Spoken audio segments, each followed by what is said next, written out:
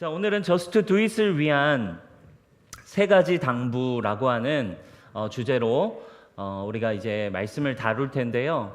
이제 1장을 마무리하는 부분입니다. 1장이 어쨌든 이 전체 편지의 책에 어떻게 보면 이제 서론에 해당하는 이야기를 해주고 있다 보니까 조금은 복잡해요. 그리고 조금은 내용이 좀 어렵습니다. 그래서 1장을 벌써 우리가 5번에 걸쳐서 우리가 이제 1장을 다루었는데 1장의 마무리 부분인데 1장은 방금 얘기한 것처럼 서론격으로 전체적인 야고보 사도가 앞으로 전체적으로 다룰 전체의 내용을 이렇게 짤막하게 마치 목차처럼 이렇게 이야기해주고 있기 때문에 조금 내용이 우리가 그냥 읽다 보면 조금 이렇게 이 얘기도 나오고 저 얘기도 나오는 느낌이 들 수 있어요. 근데 이제 야고보 사도는 전체적인 내용을 이제 이렇게 한번 정리해주는 내용이라고 볼 수 있어요. 그래서 이 마지막 부분에서는 특별히 이제 2장부터 쭉 앞으로 이제 다루게 될 실제적인 삶, 우리의 믿음의 삶, 우리가 실제적으로 just do it 해야 될 부분에 대해서 이 마지막 부분에서는 전반적인 큰 그림을 그려주고 있어요. 그래서 어떻게 보면 이 야고보서에서 앞으로 다루게 될 전반적인 앞으로의 삶에 대한 내용의 결론을 26절과 27절에 쉽게 얘기하면 하나의 한 문장으로 앞으로 야고보서에서 다루게 될 주제를 함축적으로 다뤄주고 있음을 보게 됩니다. 26절과 27절이 우리가 앞으로 보게 될 야고보서의 큰 틀이에요. 어떤 내용을 이야기하고 있는지 한번 26절과 27절을 보도록 하겠습니다. 우리 같이 한번 읽어볼까요? 시작! 누구든지 스스로 경건하다 생각하며 자기의 혀를 제갈 물리지 아니하고 자기 마음을 속이면 이 사람의 경건은 헛것이라. 하나님 아버지 앞에서 정결하고 더러움이 없는 경건은 곧 고아와 과부를 그 환난 중에 돌보고 또 자기를 지켜 세속에 물들지 아니하는 그것이니라. 아멘. 이 26절, 27절이 앞으로 우리가 다루게 될 삶이라는 거예요. 특별히 경건이라고 하는 삶을 한 단어로 표현을 해줘요. 너희가 just do it 하는 삶이 뭔 줄 아니? 행하는 삶은 결국 한마디로 경건한 삶이라고 말할 수 있다는 거죠.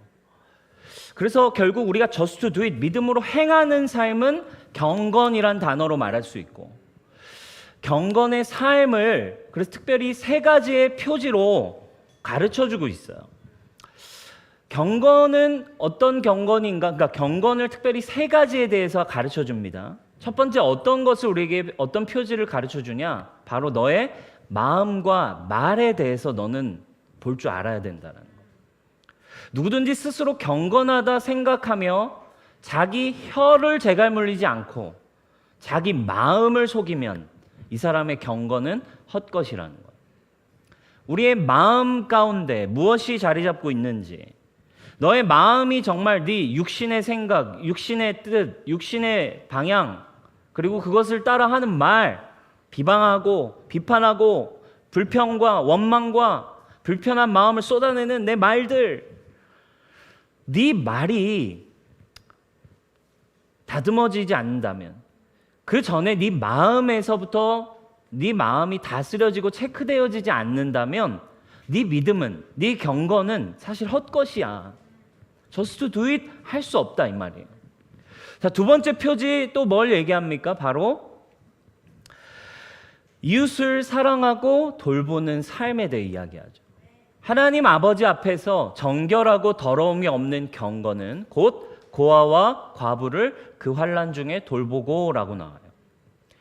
여러분, just do it, 믿음의 삶을 행한다는 건 뭔지 아세요?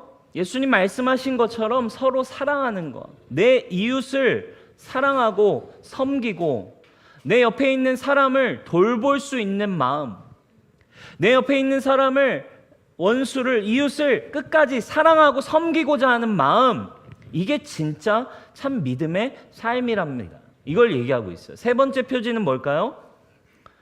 세상 속에서 새 속에 물들지 않는 삶이 진정한 just do it의 삶이래요. 또 자기를 지켜 새 속에 물들지 아니하는 그것이니라. 우리는 세상 속에 있습니다. 그런데 네가 이 세상 속에 교회로 존재하면서 너는 세상의 가치를 따라 살아가니 아니면 진짜 하나님 나라와 믿음을 위해 사니? 진짜 질문 던져요. 뒤에 쭉 나옵니다. 너는 돈이 먼저냐 하나님이 먼저냐? 너 믿음 있다 하면서 진짜 돈이 중요해? 아니면 진짜 믿음이 중요해? 네가 먼저야? 네 이웃을 정말 너 사랑하는 게 먼저야? 네 말에서 쏟아져 나오고 있는 건 뭐야? 굉장히 어떻게 보면 강력하죠. 너무 현실적인. 그러니까 야고보 사도는 얄짤 없어요, 여러분. 여러분 얄짤 없습니다. 얄짤 없어 진짜. 앞으로 여러분 두고 봐. 앞으로 이제 2장부터 죽었어 여러분 진짜. 에? 이 세 가지 세상 속에서 네가 진짜 교회로 어떻게 존재할래? 너 자신을 정말 세속의 가치로부터 지킬 줄 아니? 이거에 대해 이야기하고 있어요.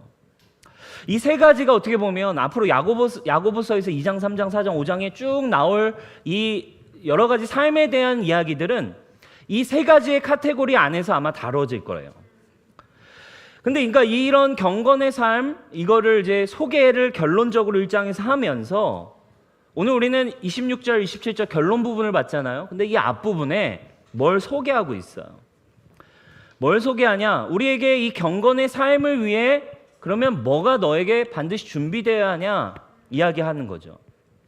자, 우리가 19절부터 읽었어요. 근데 18절에 이렇게 우리가 지난주 보고 마무리되었죠. 우리가 어떻게 됐다는 거예요? 18절입니다. 그가 그 피조물 중에 우리로 한 첫 열매가 되게 하시려고 자기의 뜻을 따라 진리의 말씀으로 우리를 낳으셨느니라. 우리가 어떻게 된 존재래요? 그리스도 안에 너는 새로운 피조물이 되었어 라고 이야기했죠.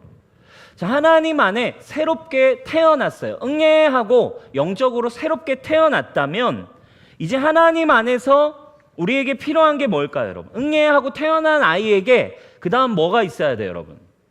아기가 이제 어떻게 돼야 됩니까? 아이에서 성장하고 성숙해지는 삶이 필요한 거죠. 영적으로 마찬가지예요. 우리가 이제 응애하고 태어났다면 이제 너가 영적으로 성장과 성숙한 삶이 이제 준비되어야 되는데 너의 영적인 성장과 성숙을 가로막고 있는 게 있다는 거예요. 그건 뭘까요, 여러분? 계속 얘기하지만 결국 뭐예요? 나 자신이라는 거예요.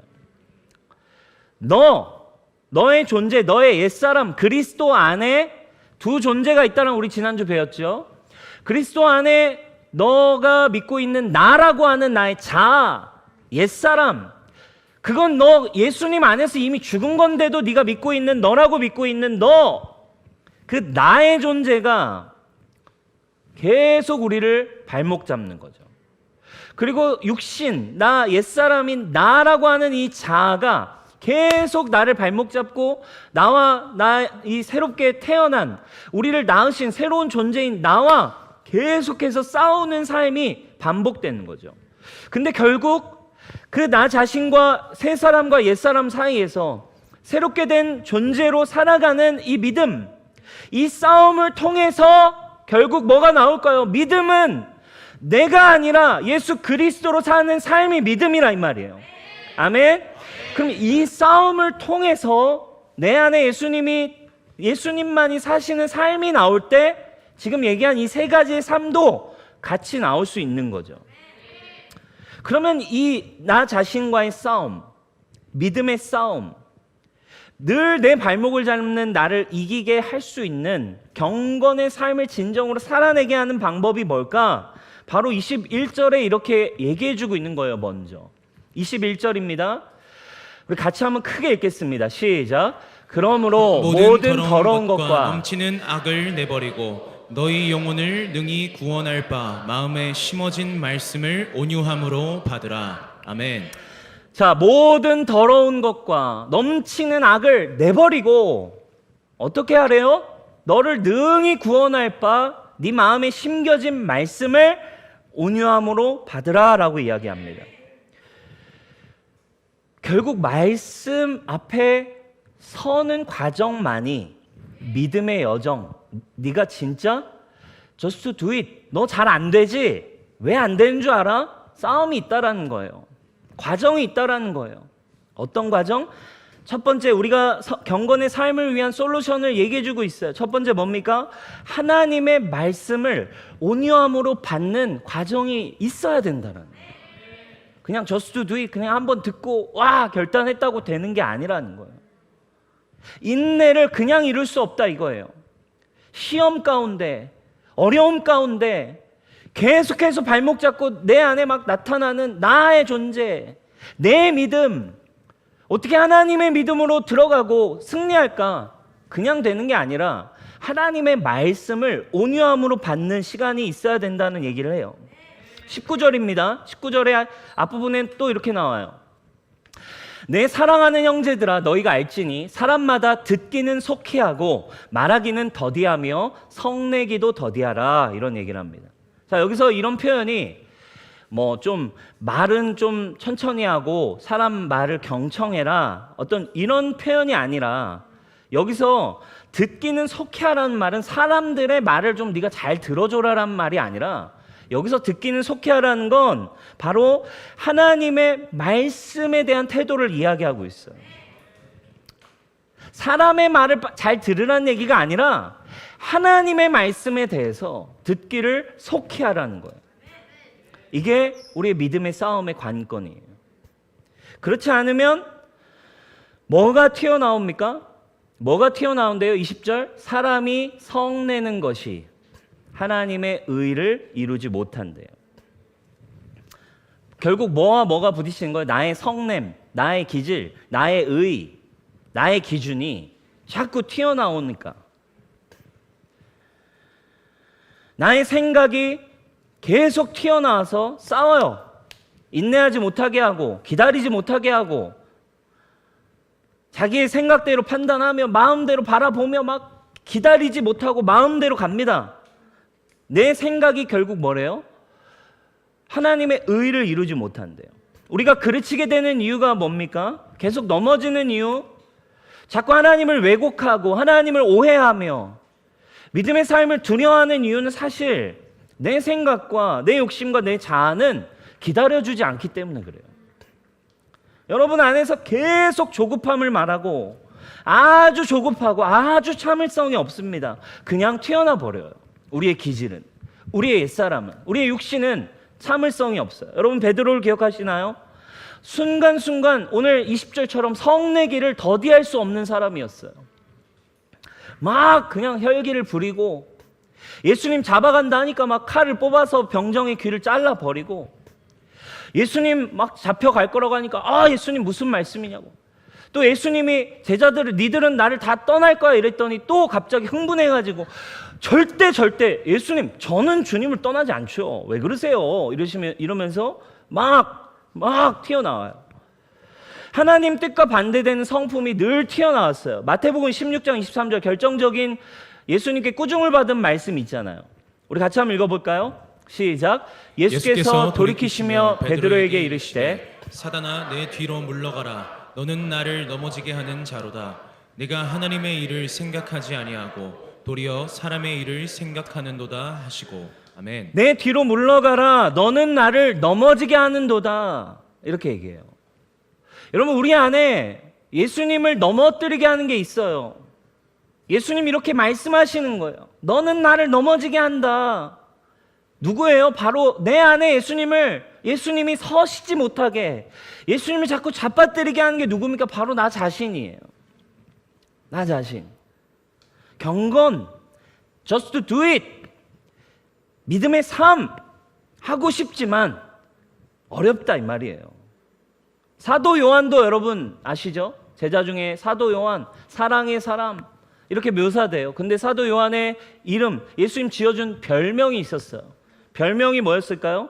3장 17절, 마가복음 3장 17절에 요한에 대한 표현이 나오죠. 세베대의 아들 야고보와 야고보의 형제 요한이니 이 둘에게는 보아너게라는 별명을 주었대요. 곧 우레의 아들이라는 이름, 천둥번개의 아들, 천둥번개 같은 이런 성품을 가진, 그러니까 뭐 한 성격 한 거죠, 이 사도 요한도.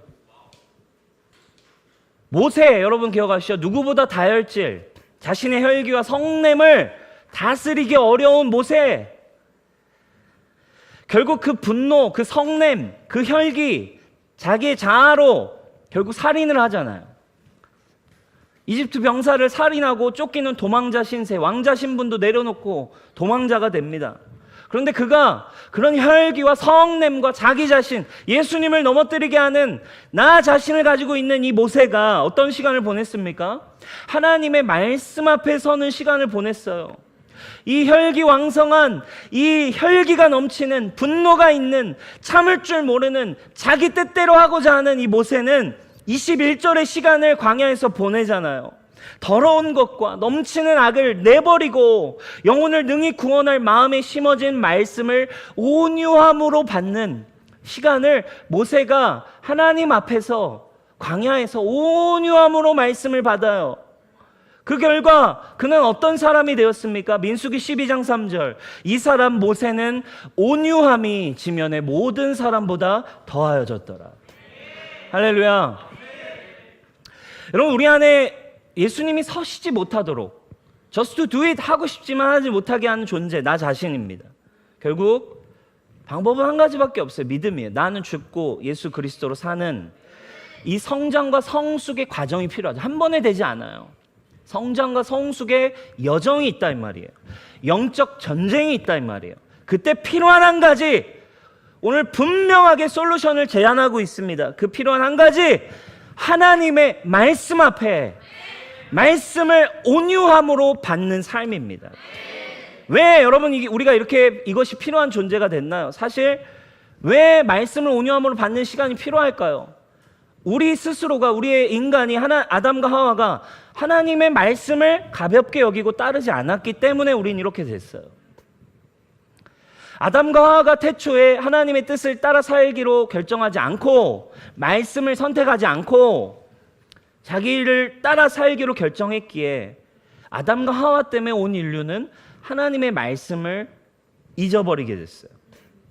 그래서 다시 말씀이신 예수 그리스도를 보내셨고, 그리고 우리에게 주어진 이 성경 말씀을 통해 예수 그리스도 생명, 믿음을 우리에게 다시 회복하기 원하신 하나님의 뜻을 여러분 헤아리시기를 주님으로 축복합니다. 선악과라는 나무로 사라진 생명을 십자가라는 나무로 내가 회복할 것이다. 그 생명이신 예수 그리스도를 우리에게 보내셨어요. 그 모든 믿음과 생명의 재료가 어디에 있나요? 말씀에 있어요. 믿음은 들음에 있고, 들음은 오직 그리스도의 말씀으로 말미암는. 아멘. 그렇다면 여러분, 하나님의 말씀 앞에 온유함으로 말씀을 받으래요. 말씀이 답이래요. 말씀 앞에 서는 시간이 필요하대요. 그게 구체적으로 무슨 뜻일까요? 계속해서 한번 볼까요? 23절과 24절입니다. 23절과 24절에 이렇게 얘기합니다. 우리 같이 한번 읽어보겠습니다. 시작. 누구든지 말씀을 듣고 행하지 아니하면 그는 거울로 자기의 생긴 얼굴을 보는 사람과 같아서 제 자신을 보고 가서 그 모습이 어떠했는지를 곧 잊어버리거니와. 아멘. 여러분, 거울을 본다고 생각해 보세요. 거울을 보고 여러분 잊어버리나요? 잘 잊어버리지 않죠. 근데 이 시대에, 초대교회 당시에 벌써 2000년 전이잖아요. 당시의 거울을 한번 생각해 볼 필요가 있어요. 당시의 거울은 지금 우리가 쓰는 거울처럼 모든 걸 그냥 적나라하게 여러분들의 모든 걸 보여주는 거울이 아니었어요. 동이나 금, 은 이런 것들로 거울을 만들었잖아요. 그래서 거울로 상태를 보긴 보지만 희미하게 보이는 거울밖에 존재하지 않았어요. 그러니까 보긴 보지만 희미해서 금방 잊어버릴 수밖에 없다라는. 그런데 말씀 앞에 서는 사람은 그렇지 않대요. 25절에 자유롭게 하는 온전한 율법을 들여다보고 있는 자는 듣고 잊어버리는 자가 아니요 실천하는 자니 이 사람은 행하는 일에 복을 받는다. 여러분, 이거에 대한 이해를 도울 수 있는 말이 고린도전서 13장에 나옵니다. 12절이에요. 우리 같이 읽어보겠습니다. 시작. 우리가 지금은 거울로 보는 것 같이 희미하나 그때에는 얼굴과 얼굴을 대하여 볼 것이요 지금은 내가 부분적으로 아나 그때에는 주께서 나를 아신 것 같이 내가 온전히 알리라. 아멘. 잘 표현해 주죠. 거울로 보는 것 같이 희미하다는 거예요. 거울이 완전하지 않는 거울이라서 희미하대요. 여러분, 뭐 초점이 안 맞는 렌즈, 그렇죠? 여러분 한번 생각해 보세요. 카메라인데 초점이 안 맞고 뿌옇게 여러분 사람을 이렇게 찍고 그 영상을 여러분 본다고 생각해 보세요. 답답해요, 안 답답해요? 답답합니다. 근데 여러분 요즘 이런 렌즈 얼마나 좋습니까? 지금 영상으로 저를 여러분 잘 보이세요, 안 보이세요? 우리 지금 영상으로 보고 계신 분들, 제 얼굴이 표정이 여러분 뿌엽니까? 선명합니까? 선명하게 여러분 잘 보일 거예요. 그런데 지금 여러분 영상으로 카메라 렌즈로 보고 계신 분들 선명하게 잘 보이지만 여러분 지금 미안하지만 영상으로 보고 계신 분들보다 더 좋은 게 있어요. 그것은 여기서 지금 얼굴과 얼굴을 저랑 맞대고, 그죠? 재현아, 목사님 얼굴이 잘 보이지? 잘 보입니다. 이렇게 막 좀 피부 티끌도 보이지? 안 보입니다. 고마워요. 네. 얼굴과 얼굴을 보는 게 여러분 더 좋아요. 여러분 우리 아무튼 영상으로 보고 계신 분들 미안합니다. 네. 여러분 그러나 우리의 삶이 그렇다는 거예요. 예수 그리스도 하나님의 말씀 앞에서 우리의 삶에 예수 그리스도와 얼굴과 얼굴을 맞댈 때 결국 이거는 완전한 구원이 이루어질 때 예수님을 만나게 될 때이지만 결국 우리에게 필요한 한 가지가 있어요. 예수 그리스도의 얼굴과 얼굴을 맞대듯이 그분을 만나는 거예요. 여러분 경건을 위한 삶의 솔루션 말씀인데 두 번째 중요한 포인트가 있어요. 온유함으로 말씀을 받는다라 할 때 우리의 목적이 있어요. 그건 뭔지 아세요? 말씀 속에서 예수 그리스도를 만나셔야 된다라는 거예요. 희미한 게 아니라 그냥 간접적으로 그냥 예수에 대해서 잠깐 이렇게 대충 영상 정도로 보는 게 아니라 여러분 눈앞에서 얼굴과 얼굴을 맞닥뜨려 보듯이 얼굴과 얼굴을 본 것은 어떻게 있겠습니까, 여러분? 얼굴과 얼굴로 마주보고 대화하고 목소리를 듣고 이야기한 것은 희미해서 돌아서는 정도가 아니라 우리가 희미해서 돌아서고 거울로 보고 있는 사람이 되지 않으려면 한 가지가 필요해요. 온전하게 하는 율법 속에 말씀 속에서 누구를 만나야만 가능하냐면 예수 그리스도를 여러분들이 만나셔야만 가능해진다 이 말이에요. 당신의 삶이 분명해지려면 당신의 삶이 진짜가 되려면 진정한 이 경건의 삶을 율법이 아니라 해야 돼가 아니라 살아낼 수 있는 힘과 능력을 갖게 되려면 이런 말씀이 여러분들의 율법, 그러니까 여러분들의 어떤 좀 나아지는 느낌을 위해 말씀을 읽는 게 아니라는 거예요. 큐티, 오늘 말씀 안 보면 찝찝하니까 오늘 말씀을 봐야 마음의 위로가 되니까가 아니에요.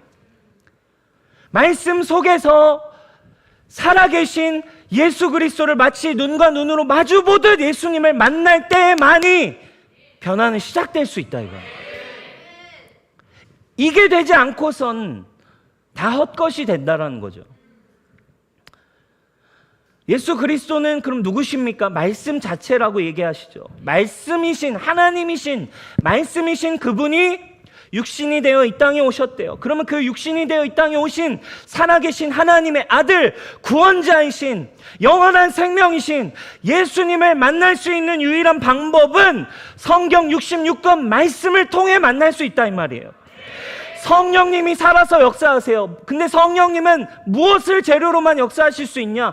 말씀을 통해서만 여러분 안에 믿음을 주실 수 있다 이 말이에요.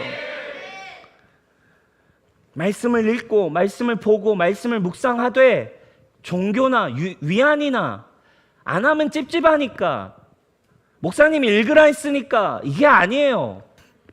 우리 군대 간 우리 리더들 무조건 성경 일독 하지 않으면 전역할 생각하지 말고 말뚝 박아라.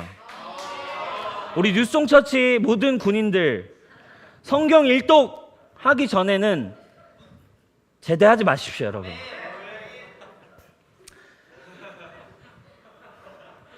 그냥 읽으라는 게 아니에요. 그냥 읽어라가 아니에요. 물론 그냥 읽어도 도움이 돼요.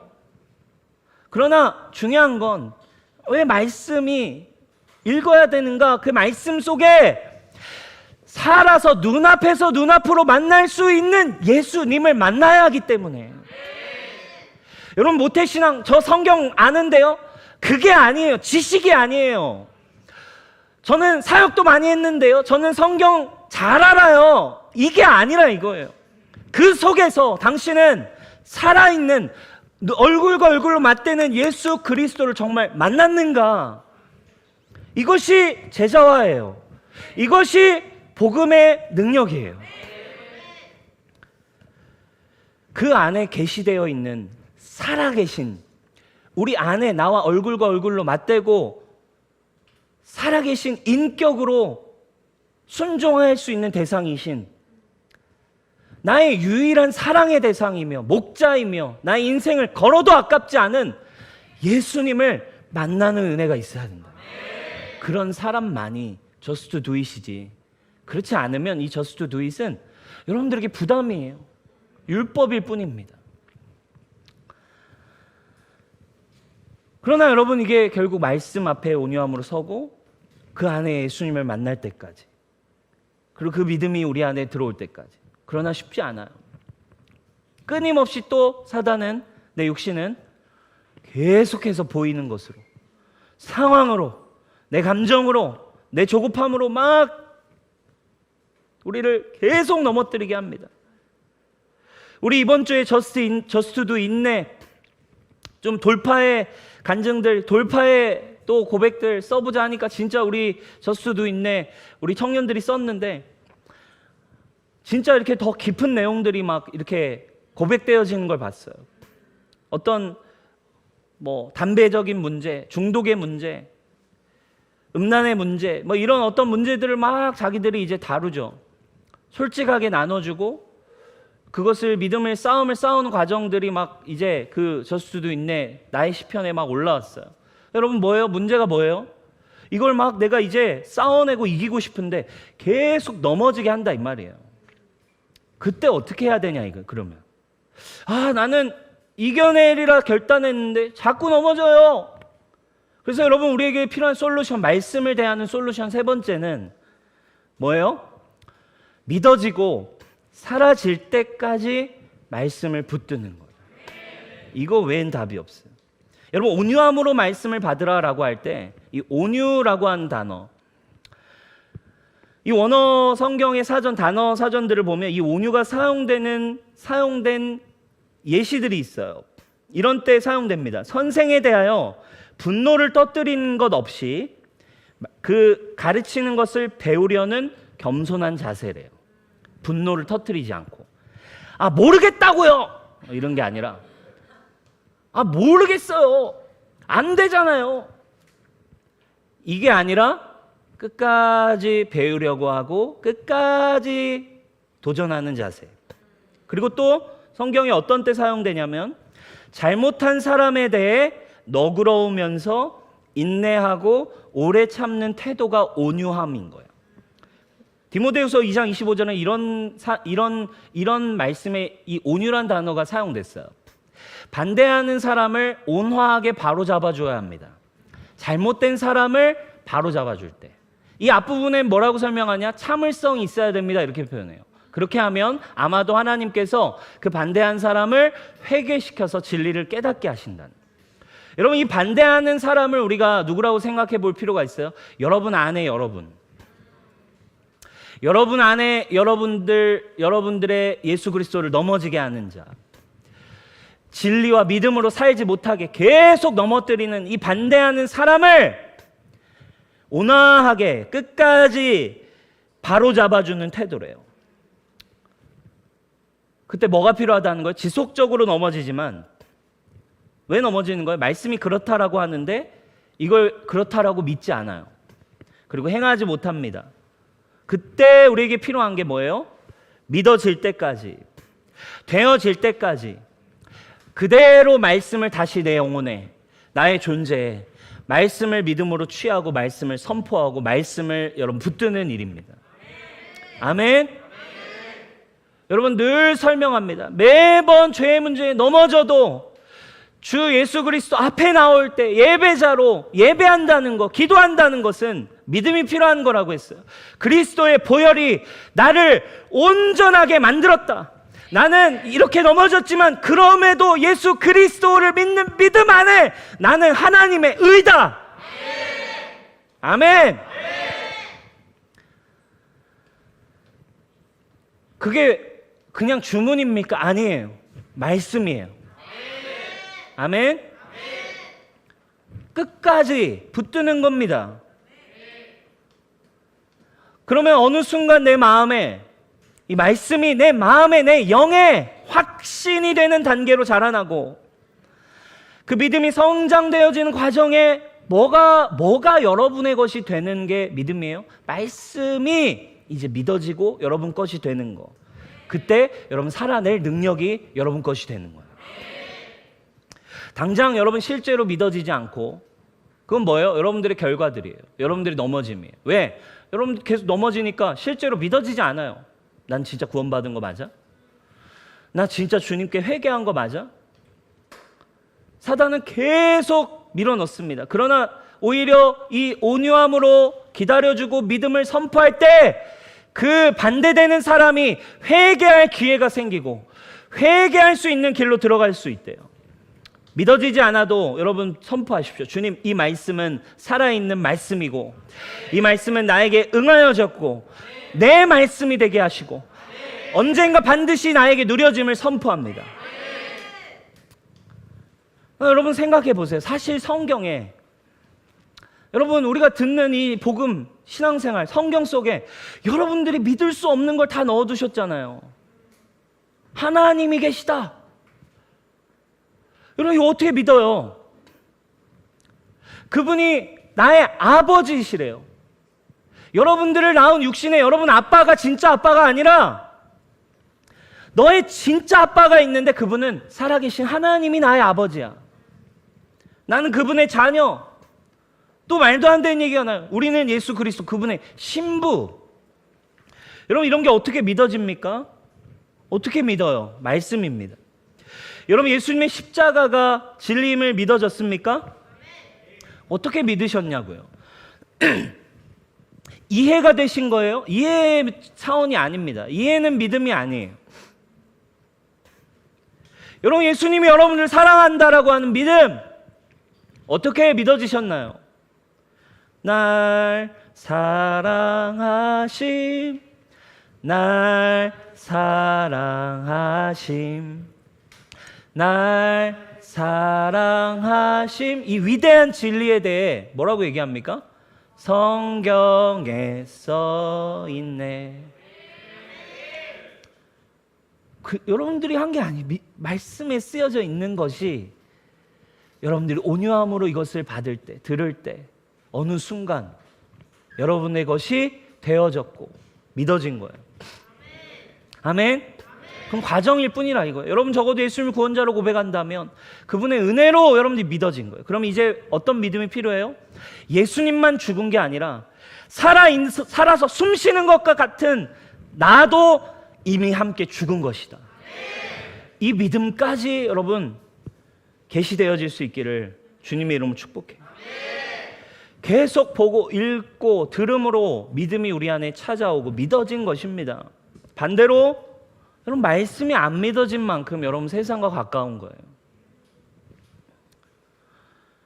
말씀이 안 믿어지는 만큼 여러분 돈을 의지하는 거예요. 왜? 하나님에 대한 믿음이 없기 때문에. 그 믿음은 무엇의 시간이 필요하다는 거예요? 말씀 앞에서 온유함으로 여러분을 기다려주면서 끝까지 그냥 말씀이 그렇다 하면 그런 거다 라고 믿는 시간. 그래서 여러분 기억하십시오. 믿음을 어렵게 생각하시면 안 됩니다. 말씀 붙잡는 것이 믿음입니다. 아멘. 여러분 정체성에 문제가 있습니까? 하나님이 세상을 이처럼 사랑하사 독생자를 나를 위해 주셨다. 이 말씀 붙들면 여러분들의 존재가 변하는 것입니다. 여러분 계속해서 죄인과 같은 존재로 여러분들의 정체성에 문제가 있습니까? 너는 하나밖에 없는 예수 그리스도의 피값으로 사신 너는 하나님의 의야. 너를 의롭게 하셨어. 흠없고 점없는 하나님과 같은 존재로, 하나님의 신적 존재로 하나님의 자녀 삼으셨어. 말씀 붙드는 게 믿음이에요. 내가 하나님의 자녀인지 믿어지지 않습니까? 영접하는 자, 곧 그의 이름을 믿는 자들에게는 하나님의 자녀가 되는 권세를 주셨으니, 아멘. 이는 혈과 육으로 된 것이 아니라 하나님으로 말미암아 되는 것이래요. 믿음이 뭐예요? 말씀 붙잡는 거예요. 여러분들의 삶의 두려운 문제, 두려워 말라, 내가 너와 함께 한다. 여러분들에게 레마로 주시는 말씀, 큐티는 뭔 줄 아세요? 그 안에 살아계신 예수님이 하시는 그 음성을 붙드는 거예요. 아멘입니까? 여러분, 큐티의 중요한 포인트가 있어요. 큐티의 결론은 예수 그리스도여야 해요. 여러분의 어떤 결단이나 여러분들의 어떤 다짐이나 교훈이 큐티의 목적이 아니에요. 큐티의 결론은 예수 그리스도여야 합니다. 아멘. 말씀을 그래서 이해하는 게 아닙니다. 이해가 되는 순간 그건 은혜가 아니에요. 사람의 생각으로 정리되어서 납득되는 수준의 믿음이 아닙니다. 그래서 여러분 은혜가 필요해요. 구해야 돼요. 읽어야 돼요. 성령님의 도움을 구해야 돼요. 이해로는 믿음 생기는 게 아니에요. 생각해 보세요. 여러분 평생 도덕적으로 살아온 사람이, 평생 진짜 도덕적으로, 진짜 신호 한 번 안 어기고 도덕적으로 살아온 사람이 내가 추악한 죄인이라는 거 납득이 되는 걸까요? 아니에요, 여러분. 내가 죄인이라는 것이 깨달아지고 믿어지는 거예요. 그럼 반대로 평생 진짜 정말 추악한 죄만 짓고 살아온 악한 사람이, 세상의 기준으로 악한 사람이 나는 정말 완전히 용서받고 나도 구원받은 하나님의 자녀가 됐어! 라는 걸 어떻게 납득하냐고요. 평생 추악한 죄를 지었는데. 이해가 아니라 은혜이고 믿음입니다. 납득이 되는 순간 그게 은혜가 아니에요. 그것은 이해입니다. 성경이 있는 이유는 내 현실과 다르지만 여러분들이 하나님의 말씀과 생명이 살아있음을 붙들기 위해 말씀이 여러분 곁에 있는 것입니다. 그래서 기억하십시오. 말씀이 그렇다면 그런 겁니다. 아멘? 우리 옆 사람에게 축복하겠습니다. 말씀이 그렇다면 그런 겁니다. 당신에 대해 그렇다면 그런 거예요. 말씀이 하는 그 말 한마디에 여러분 운명을 걸고, 그 말씀이 그냥 그렇다라고 한 것에 여러분의 삶이 믿어질 때까지 말씀 붙드시길 축원합니다. 연약해도 너는 강하다라는 하나님의 음성을 들으시길 바래요. 죄 가운데 날마다 넘어져도 나는 그리스도와 함께 죽은 존재입니다를 믿음으로 말하시길 바랍니다. 아멘. 국제시장이라는 영화 여러분 아시죠? 황정민 씨가 주연을 했던, 많은 국민들의 심금을 울렸던 그런 국제시장이라는 영화가 있어요. 이 6.25 전쟁의 배경에서부터 이제 영화가 시작되잖아요.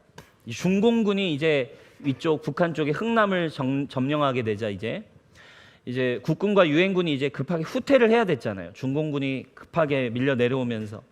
그래서 흥남에서 이제 철수하는, 흥남부두로 밀려 내려오는 수많은 사람들이 이제 철수하기 위해서 막 그 배에 막 올라타는 장면이 찾아오잖아요.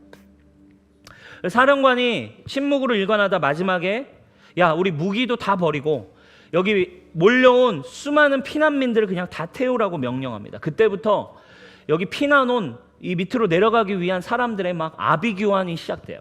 서로 막 배에 올라타기 위해서, 내가 살아남기 위해 배에 올라타는 막 그 상황이 막 펼쳐져요.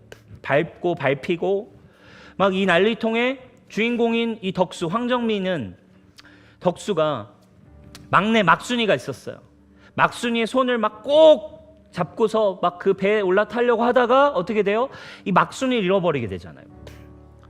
이 막순이를 잃어버리게 된 순간 덕순이가 내가 막순이를 찾아올게요 라고 할 때 그때 아버지가 덕수를 딱 잡고 비장하게 덕수에게 이렇게 얘기합니다. 덕수야, 잘 들어라. 아바이가 없으면 장남인 네가 가장이다. 그 급박한 순간에 아버지가 덕수에게 한마디를 해요. 덕수야, 아바이 없으면 장남인 네가 가장이야. 그리고 아버지와 헤어지게 되잖아요. 근데 여러분, 이 덕수의 앞으로 펼쳐지는 이 처음에 이 장면이 포인트가 어디에 있어요? 그 아버지의 한마디를 듣는 거예요. 그 뒤로부터 이 덕수의 이 한국사와 함께한 이 가장의 여정이 시작되잖아요. 아버지 없으면 네가 이제부터 가장이야. 아버지가 했던 그 한마디. 그 순간 마지막 붙들고 아버지가 했던 덕수야, 이제 네가 가장이다. 이 한마디 때문에 여동생 학교에 보내기 위해 또 막 독일 탄광촌에 가고 막 열심히 일해서 동생 결혼시키고 또 어떻습니까? 월남전 참전하고 만신창이 같지만 결국 가정을 일궈내고 가정을 지켜냈어요. 그리고 마지막 장면 인상 깊잖아요. 마지막에 이렇게 얘기하잖아요. 황정민이 다 늙어서 아버지 저 이만하면 잘 살았지? 이렇게 이제 얘기하잖아요. 여러분, 어떻게 잘 살 수 있었나요? 황정민이 어떻게 버티고 어떻게 결국 어떻게 잘 살아낼 수 있었냐고요. 아버지의 그 말 한마디였어요. 아버지가 없으면 네가 가장이다. 이 한마디 붙들고 그 삶을 살아냈어요. 여러분, 우리의 가슴을 치는 여러분 말씀 속에 하나님께서 여러분들에게 주시는 그 한마디가 있을 때 그 한마디가, 그 말씀이 여러분들의 인생을 이끌어갈 수 있어요. 여러분, 아브라함도 그 한마디였어요. 아브라함, 너를 통해 내가 큰 민족을 이룰 거다. 너를 통해 내가 나의 나라를 세울 거다. 너를 번성케 할 거다. 이 한마디 때문에 아브라함은 여러분 어마어마한 시험과 어려움을 겪지 않습니까? 그러나 아브라함은 그 한마디에 운명을 걸었어요. 너로 큰 민족을 이루고 너를 번성하게 하겠다. 이 말씀을 붙들었어요. 아내는 불임이고 현실은 아무것도 없고 여전히 나는 아무것도 없는 것 같지만 아브라함을 이끌어갔던 한마디가 있었어요. 난 너를 통해 큰 민족을 이루고 너를 복이 되게 할 거야. 아무것도 없었지만 하나님 주신 그 말씀이 아브라함 마음 가운데 한마디가 믿음으로 심겨졌을 때, 그리고 그것을 없는 중에 아무것도 없지만 아브라함이 있는 것처럼 바라봤대요. 그리고 하나님은 그것을 믿음이라고 칭하셨습니다. 눈에 보이지 않지만 이미 이루어진 것으로 바라본 자들, 무엇을 믿고? 하나님의 말씀을 믿고. 그것이 믿음이에요. 예수 그리스도가 너를 구원하셨다. 너를 의로운 존재가 되게 하셨다. 이 말씀은 뭐예요? 나는 여전히 육신 때문에 죄인인 것 같지만 예수 그리스도를 통해 주신 하나님의 말씀이 내 마음에 들어왔을 때 은혜로 말미암아 나는 새롭게 되었습니다. 이걸 주님이 믿음이라고 보신다는 거예요. 그리고 그 믿음의 예배를 통해 주님은 하나님의 나라를 여신다 이거예요. 그게 믿음이에요. 다윗 똑같습니다. 너는 왕이다 라는 한마디. 다윗은 참 놀라워요. 곰하고도 싸우고 사자하고도 싸우고 골리앗과도 싸워 이깁니다. 비참한 광야 생활도 지나요. 근데 결국 다윗이 이스라엘 왕이 됩니다. 어떻게 그런 삶을 살았을까요? 똑같아요. 사무엘이 어릴 적에 찾아와서 너는 기름 부음 받았다. 너는 하나님이 선택하신 왕이야. 급박한 영화의 한 장면 같지 않았을까요? 사울은 이미 버림받았어요. 사무엘이 조급했잖아요. 마침내 하나님이 선택한 다윗을 발견했어요. 그리고 다윗 어린 아이에게 마치 국제시장의 아버지처럼 사무엘이 이야기했겠죠. 다윗, 이 어려운 시대에 하나님이 너를 선택하셨대. 이거는 너의 의지와 너의 삶과 관계없어. 그냥 주님이 널 선택하셨어. 너의 마음을 주님이 보셨어. 너는 이제 이스라엘의 왕이야. 이 한마디가 어쩌면 다윗을 하나님과의 관계 안에, 그리고 하나님과의 삶 가운데 수많은 광야와 보이지 않는 현실 속에 하나님의 말씀을 붙들었기 때문에 수많은 시험과 연단을 말씀 한마디 붙들고 이겨냈어요. 사랑하는 여러분, 우리의 성장과 성숙은, 행함은 그냥 도전할 수 있는 건 아니에요. 삶의 막 갑작스러운 변화, 여러분 바로 찾아오는 건 아니에요. 저스트 두 잇 한다 할 때 여러분 뭐 한 번에 이 시즌이 되면 막 모든 게 변할 거라 생각했나요? 그렇지 않죠. 처절하게 여러분 부딪히는 시간을 경험하시잖아요. 안 되는 나를 보잖아요. 그 시간에 오늘 야고보 사도는 우리에게 조언해주고 있어요. 큰 그림을 그리기 전에 여러분 말씀을 온유함으로 받는 시간이 필요하십니다. 여러분들의 말과 행함, 마음을 바꿀 때에 여러분들의 이웃을 정말 돌보고 여러분들의 재정과 삶을 흘려보내는 사랑의 삶을 살 때에 새 속에서 세상의 기준에 돈에 물들지 않고 하나님의 나라로 살아가는 거, 그거 여러분들이 행하려면 그냥 되는 게 아니라 여러분에게 말씀 앞에 서는 시간이 필요하다고 우리에게 얘기하고 있어요. 여러분들의 생각이, 여러분들의 자아가 말씀으로 바로 대체될 수 있어야 돼요. 여러분들이 흔들리는 존재 앞에, 흔들리는 문제 앞에 설 때 여러분 말씀이 여러분들을 바로 가로막고 여러분 영 안에, 여러분 생각 안에, 마음 안에 떠올라야 되는 거예요. 아멘입니까? 말씀이 떠오르지 않는다면 여러분들은 변화될 수 없어요. 여러분 하나님의 나라를 짊어지실 수 없습니다. 정욕의 문제, 육신의 문제, 현실이 보이지 않아도, 잘 이루어지지 않아도 여러분 청년의 때에 쉽지 않을 수 있어요. 그러나 여러분 진리의 말씀 붙드셔야 됩니다. 넘어졌어도 다시 말씀 붙들고 일어나세요. 말씀이 그렇다 하면 그렇다 하고 주님을 예배하세요. 그래서 서서히 여러분들의 삶이 예배의 삶으로 바뀌는 것이 정상적인 표지라 이거예요. 여러분 예배자가 되시기를 주님의 이름으로 축복합니다. 오늘 여러분 한 가지를 결단하셨으면 좋겠어요. 주님, 여러분 이번 한 주 실천사항, 그래서 여러분 말씀 앞에서 서시는 시간을 갖는 것입니다. 여러분들의 큐티 앞에 주님, 이 큐티 말씀을 읽고 묵상하는 이 시간, 저는 예수 그리스도의 얼굴 앞에 서겠습니다. 되어지지 않아도 그렇다고 믿겠습니다. 여러분들의 일기에, 여러분들의 큐티에 그렇게 쓰세요. 지금 넘어졌던 부분이 있지만 말씀이 뭐라고 하는지를 쓰셔야 합니다. 이해가 되십니까? 여러분들이 연약하여 잘 안 되고 보이지 않는 영역이 있었어도 말씀은 뭐라고 하는지를 믿음으로 취하라 이거예요. 그러면 여러분 서서히 여러분들의 존재가, 여러분들의 삶이, 진동이 여러분 삶이 일어나기 시작할 것입니다. 우리 자리에 일어나서 우리 함께 찬양하며 주님 앞에 나아가십시다.